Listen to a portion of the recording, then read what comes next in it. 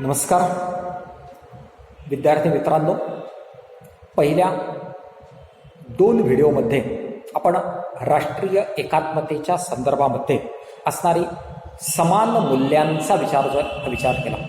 हा जो short video जो आहे, या व्हिडिओमध्ये आपल्याला या राष्ट्रीय एकात्मतेच्या संदर्भामध्ये राज्याची भूमिका कोणती, या राज्याच्या भूमिकेचा आपल्याला या ठिकाणी विचार करायचा आहे। राष्ट्रीय एकात्मता साध्य करणं आणि राष्ट्रीय एकात्मता तयार करणं, त्याला प्रोत्साहन देणं, राज्यात शांतता आणि सुव्यवस्था राखणं, राज्यामध्ये सामाजिक राजकीय स्थैर्य देणं, परकीय आक्रमणापासून नागरिकांचं संरक्षण करणं, अंतर्गत शांतता आणि सुव्यवस्था राखणं, ही सर्व जबाबदारी राज्याची मानली जाते।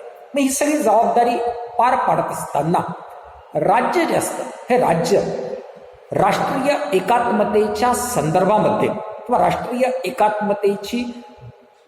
एकात्मता निर्माण करणं, त्याचं संवर्धन करणं, यामध्ये राज्याची भूमिका कोणती असते, त्या भूमिकेचा आपल्याला याच्यामध्ये थोडक्यामध्ये विचार करायचा आहे। तर राज्य जे असतं, या राज्याला राष्ट्रीय एकात्मता निर्माण करून जोपासना करायची असते। राज्य निर्माण होत असतानाच राष्ट्रीय एकात्मता निर्माण झालेली असते, परंतु ही राष्ट्रीय एकात्मता निर्माण झाली तर ती टिकवून ठेवणं हे राज्याचं काम जे आहे, हे काम मानलं जातं। आणि मग ही टिकवून ठेवण्यामध्ये राज्याची भूमिका जी आहे, ही भूमिका आपल्याला पाहावी लागते। तर ही भूमिका पाहत असताना पहिली भूमिका सांस्कृतिक सामाजिक दृष्ट्या भिन्न घटकांना एकत्र आणून त्यांची राष्ट्रीय ओळख निर्माण करणं, ही राज्याची महत्वाचं काम किंवा महत्वाची भूमिका मानली जाते। प्रत्येक समाजाचा विचार केला तर प्रत्येक देशामध्ये, प्रत्येक राष्ट्रामध्ये वेगवेगळ्या संस्कृतीचे, वेगवेगळ्या सामाजिक दृष्टिकोनाचे लोक जे आहेत, हे लोक असतात। भिन्न भिन्न गटाचे लोक जे आहेत, हे लोक असतात। परंतु हे भिन्न भिन्न गटाचे लोक जरी असले तरी त्या भिन्न भिन्न गटातल्या लोकांना एकत्र आणून ते सर्व एक आहोत, ही एकतेची भावना निर्माण करण्याचं काम जे असतं, हे काम राज्याचं जे आहे, हे राज्याचं असतं। आणि मग राज्य जे असतं, हे राज्य त्याच्यामधली एकतेची भावना शोधून जे आहे, ही शोधून काढते। आणि ती एकतेची भावना शिक्षणातून असेल, कृतीतून असेल, आचरणातून जे आहे, की आचरणातून असेल, की वेगवेगळ्या मार्गातून जे आहे, त्या मार्गातून लोकांना समजावून जे आहे, हे समजावून देतं। आणि लोकांना समजावून देऊन वेगवेगळी संस्कृती असेल किंवा सामाजिक दृष्टिकोनातून असेल, वेगवेगळ्या संस्कृती असेल, तर त्या संस्कृतीमध्ये साम्य काय, महाराष्ट्रीयन संस्कृती असेल, गुजराती संस्कृती असेल, पंजाबी संस्कृती जी आहे, ही पंजाबी संस्कृती असेल, तर ही जी सगळी संस्कृती, या संस्कृतीमध्ये एक समानतेचं तत्व जे आहे, हे तत्व असतं। हे समानतेचं तत्व राज्य शोधून काढतं। त्या तत्वाचा प्रचार आणि प्रसार जे आहे, हे प्रसार करणे राज्याची भूमिका मानली जाते। आणि त्या तत्वाचा प्रचार आणि प्रसार जो असतो, हा प्रसार करून जे आहे, हे करून या सर्वांना एकत्र आणून त्यांची एक राष्ट्रीय ओळख निर्माण करण्याचं काम जे असतं, हे काम राज्याकडून केलं जे हे केलं जातं। आणि त्यामुळे सांस्कृतिक सामाजिक दृष्ट्या भिन्न गटांना एकत्र आणून त्यांची राष्ट्रीय ओळख निर्माण करणं, हे राज्याची पहिली भूमिका जी आहे, ही भूमिका मानली जाते। त्यानंतर राज्याची दुसरी भूमिका मानली जाते की लहान लहान प्रदेश अथवा राजकीय सामाजिक सांस्कृतिक गटांवर एक राष्ट्रीय सत्ता प्रस्थापित जे आहे, हे प्रस्थापित करणं। आपण जर विचार केला तर कोणताही राज्य जर असेल तर त्या राज्यामध्ये वेगवेगळे लहान लहान प्रदेश असतात। त्या प्रदेशाची संस्कृती वेगळी असते, भाषा वेगळी जी आहे, ही वेगळी असते। परंतु त्या सर्वांना जे आहे, या सर्वांना एकत्रित आणून त्यांची राष्ट्रीय सत्ता प्रस्थापित करणं आणि त्यातून राष्ट्रीय एकात्मताची जोपासना जी आहे, ही जोपासना करणं राज्याचं काम जे आहे, हे काम मानलं जातं। उदाहरणार्थ आपण भारताच्या संदर्भामध्ये भारताचं उदाहरण घेतलं तर आपल्याला लक्षात येईल की 15 ऑगस्ट 1947ला ज्यावेळेला भारताला स्वातंत्र्य हे स्वातंत्र्य मिळालं, त्यावेळेला वेगवेगळे संस्थानिक होते। आणि या सगळ्या संस्थानिकांना एकत्र आणण्याचं काम जे हे काम होतं, किंवा हे संस्थानिक होते। मग तो इतिहास आपल्याला पाहायचा नाही किंवा या संस्थानिकांना स्वातंत्र्य होतं की भारतामध्ये सामील व्हायचं की पाकिस्तानमध्ये सामील व्हायचं, की स्वतंत्र जे हे स्वतंत्र राज्य हे स्वातंत्र्य होतं। परंतु सरदार वल्लभभाई पटेल हे जे होते, यांनी हे वेगवेगळे संस्थानिक जे होते, या संस्थानिकांच्या भेटी घेतल्या। त्या संस्थानिकाच्या भेटी घेऊन त्यांना राष्ट्रीय एकात्मतेचं महत्व पटवून हे पटवून दिलं आणि त्यांना राष्ट्रीय एकात्मतेचं महत्व पटवून हे पटवून देऊन विलनीकरणावर त्यांच्या स्वाक्षऱ्या ज्या आहेत त्या स्वाक्षऱ्या घेतल्या आणि हे जे वेगवेगळे लहान लहान प्रदेश असतील, वेगवेगळे लहान लहान प्रांत जे आहेत हे प्रांत असतील ते सगळे भारतामध्ये जे आहेत या भारतामध्ये सामील जे आहेत हे सामील करून जे आहेत हे करून घेतले आणि सामील करून घेऊन त्यांच्यामध्ये राष्ट्रीय एकात्मता जी आहे ही एकात्मता निर्माण जी आहे हे निर्माण केली जी आहे हे केली. अंदमान निकोबार सारखं लहानसं बेट जर असेल तर ते बेट जे ते बेटामध्ये ते भारताचं बेट आहे आणि ते भारतीय लोक आहोत ही भावना त्यांच्यामध्ये जी आहे की त्यांच्यामध्ये निर्माण जे आहेत हे निर्माण करण्यात आले आणि ती निर्माण जी आहेत हे निर्माण करून त्यांना भारतामध्ये सामील करून जे आहेत हे करून घेण्याचं काम जे आहे हे काम करण्यात आलं. म्हणजेच प्रत्येक राज्यामध्ये प्रदेशामध्ये जे आहेत त्या प्रदेशामध्ये लहान लहान प्रदेश असतील त्यांची राजकीय सामाजिक सांस्कृतिक ओळख जी असते ही ओळख वेगळी असते, परंतु ती वेगळी ओळख जरी असली तरी आपण सर्व एक आहोत ही एकतेची भावना त्यांच्यामध्ये जी आहे की त्यांच्यामध्ये निर्माण जी आहे ती निर्माण केली जी आहे ती केली जाते. उदाहरणार्थ आपण भारतामध्ये विचार जर केला तर भारताचा विचार केला तर ईशान्य भारताचा विचार जर केला तर ईशान्य भारतातल्या लोकांची संस्कृती जी आहे ही संस्कृती वेगळी आहे, परंतु त्यांची संस्कृती वेगळी जरी असली तरी ते सर्व भारतीय आहोत ही त्यांच्यात ही भावना त्यांच्यामध्ये रुजवण्यात आली आणि मग त्यांचंही विलनीकरण जे आहे हे विलनीकरण भारतामध्ये जे त्या भारतामध्ये करून जे हे करून घेण्यात जे हे घेण्यात आलं आणि त्यामुळे राष्ट्रीय एकात्मता जी असते या राष्ट्रीय एकात्मतेच्या संदर्भामध्ये राज्याच्या भूमिकेचा विचार जो आहे विचार आपण केला तर राज्य असेल, जनता असेल, तर लहान लहान प्रदेश असतील तर त्या प्रदेशांमध्ये जे त्या प्रदेशांमध्ये एकता निर्माण करण्याचं काम जे असतं हे काम राज्याला करावं जे हे करावं लागत जे हे लागत असतं. त्यानंतर राज्याच्या राष्ट्रीय एकात्मतेच्या भूमिकेच्या संदर्भामध्ये विचार जर आपण केला तर राज्य आणि जनता यांच्यामध्ये सुसंवाद घडून आणणे आणि त्याच्याद्वारे लोकांची स्थिती, त्यांच्या इच्छा आकांक्षा जाणून घेणे, त्यांच्या इच्छा आकांक्षा जाणून घेऊन त्यानुसार कायदे तयार करणे, त्यानुसार त्या कायद्याच्या द्वारे उपाययोजना ज्या आहेत उपाययोजना करणं आणि त्यांच्या समस्या ज्या असतात या समस्या सोडवून घेणं ही राज्याची भूमिका जी आहे ही भूमिका मानली जी आहे ती मानली जाते. आणि मग समस्या सोडवून घेतल्या तर त्या समस्येच्या आधारे आपण सर्व एक आहोत ही एकतेची भावना लोकांमध्ये निर्माण होते. परंतु जर समस्या सोडवल्या गेल्या नाही, वेगवेगळ्या प्रकारच्या समस्या असतात आणि मग या समस्या सोडवल्या नाही तर लोकांमध्ये जे आहेत या लोकांमध्ये दुहीची भावना जी आहे ही दुहीची भावना, वेगळेपणाची भावना जी असते ही वेगळेपणाची भावना जी आहे ही भावना निर्माण जी आहे ही निर्माण होत जी आहे हे होत असते. उदाहरणार्थ आपण लोकशाहीचा विचार जर केला तर लोकशाहीमध्ये राजकीय पक्ष असतात. हे राजकीय पक्ष जे असतात हे पक्ष शासन आणि जनता यांच्यामध्ये सुसंवाद घडून आणण्याचं काम जे हे काम करत जे हे करत असतात. राजकीय पक्षामध्ये ते पक्ष सत्ताधारी पक्ष असतो.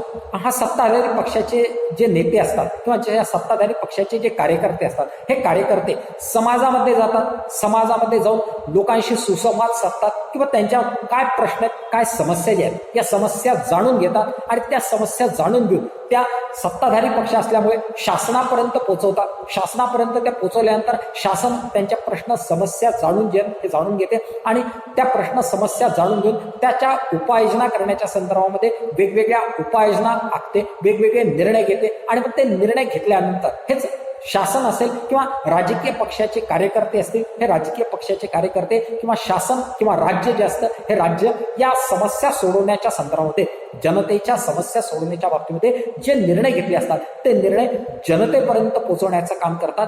त्या निर्णयाचा लाभ जो असतो हा लाभ जनतेपर्यंत पोहोचवण्याचं काम जे हे काम करत असतात आणि सगळ्या जनतेसाठी ते निर्णय घेतलेले जे हे घेतले असतात. शासन निर्णय घेत असताना एका विशिष्ट गटाला समोर ठेवून निर्णय घेत नाही तर सामाजिक एकतेच्या दृष्टिकोनातून शासन निर्णय घेत असतं आणि मग हे निर्णय घेऊन जनता आणि शासन यांच्यामध्ये सुसंवाद साधला जातो आणि त्या सुसंवादातून एकता निर्माण करण्याचं काम जे असतं हे एकता निर्माण करण्याचं काम राज्याकडून केलं जातं आणि मग ही एकता निर्माण करण्यामध्ये राज्याची भूमिका जी असते ही भूमिका महत्वाची मानली जाते आणि या भूमिकेतून राज्य एकता निर्माण करण्याचं काम जे हे काम केलं हे करत असतं. त्यानंतर राज्याच्या भूमिकेचा विचार आपण केला तर राज्यामध्ये सामाजिक सुव्यवस्था राखणं आणि सामाजिक सुव्यवस्था राखून त्याच्या संदर्भातील मूल्य जे असतात या मूल्यांची जोपासना जी आहे ती जोपासना करणं ही सुद्धा राज्याची भूमिका मानली जी आहे ती मानली जाते. उदाहरणार्थ आपण जर विचार केला तर प्रत्येक समाजाच्या काही मागण्या असतात. मग या मागण्या ते वेगवेगळ्या दृष्टिकोनातून आपल्या मागण्या ज्या असतात या मागण्या व्यक्त करत असतात. संपाच्या द्वारे असतील, मोर्चे जे आहेत ते मोर्चे काढण्याचं असेल किंवा वेगवेगळ्या असंतोषाच्या द्वारातून त्या मागण्या ज्या असतात या मागण्या ते करत जे आहेत या करत असतात. आणि मग या ज्या मागण्या असतात या मागण्या कामगारांनी काही मागण्या केल्या असतील, शेतकऱ्यांनी काही मागण्या केल्या असतील, वेगवेगळ्या जातीच्या लोकांनी, धर्माच्या लोकांनी काही मागण्या ज्या आहेत या मागण्या केलेल्या ज्या आहेत ते केलेल्या असतील. तर या ज्या मागण्या असतात हा मागण्या करणं हा त्यांचा हक्क जो आहे हा हक्क असतो. परंतु या मागण्या करीत असताना त्यांनी कायदा आणि सुव्यवस्था राखणं जे आहे हे राखणं आवश्यक असतं. परंतु काही वेळेला उद्रेक होतो आणि त्या उद्रेकातून कायदा आणि सुव्यवस्था राखली जी आहे ती राखली जात नाही. आणि त्याच्यामुळे कायदा आणि सुव्यवस्थेची जोपासना जी आहे ही जोपासना करून राष्ट्रीय एकात्मता राखणं ही राज्याची भूमिका मानली जी आहे ही मानली जात असते. आणि त्याच्या दृष्टिकोनातून विचार जर आपण केला तर वेगवेगळ्या प्रकारचे कायदे, कडक कायदे असतील किंवा प्रसंगी बळाचा वापर जो आहे हा वापर करण्याचं काम जे आहे हे काम असेल तर त्या बळाचा वापर जो आहे हा वापर करून सुद्धा राज्य जे असतं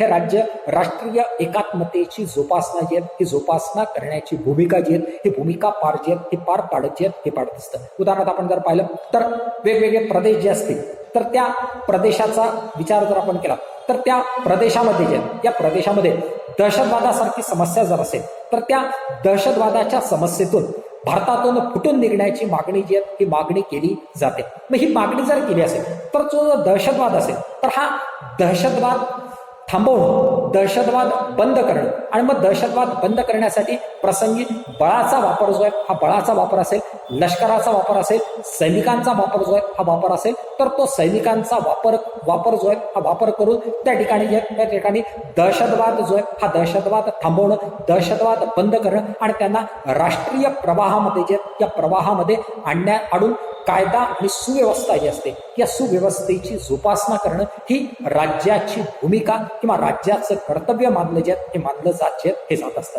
आणि या कर्तव्यातून आपण जर विचार केला तर ही जी राष्ट्रीय मूल्य जे असतात या राष्ट्रीय मूल्य विकसित करण्यासाठी मग दहशतवादाची समस्या असेल, भाषावादाची समस्या जी ही समस्या असेल तर त्या समस्या दूर करून भारतामध्ये कायदा आणि सुव्यवस्था जी आहे ही सुव्यवस्था राखून प्रत्येकाला कायदा आणि सुव्यवस्थेचं पालन जे आहे ते पालन करून राष्ट्रीय एकात्मतेची जोपासना जी आहे ही जोपासना करण्यामध्ये राज्याची भूमिका जी असते ही भूमिका महत्वाची मानली जात असते. अशा प्रकारे कोणतेही राज्य जर असेल तर त्या राज्याला राष्ट्रीय एकात्मतेची जोपासना जी असते ही जोपासना करण्याच्या संदर्भामध्ये या संदर्भामध्ये सांस्कृतिक आणि सामाजिक दृष्ट्या भिन्न भिन्न असणारे घटक जे असतात त्या घटकांना एकत्रित करून त्यांच्यामध्ये एक प्रकारची राष्ट्रीय ओळख निर्माण करण्याचं काम जे असतं हे काम राज्याला पार पाडावं लागत असतं. त्याचप्रमाणे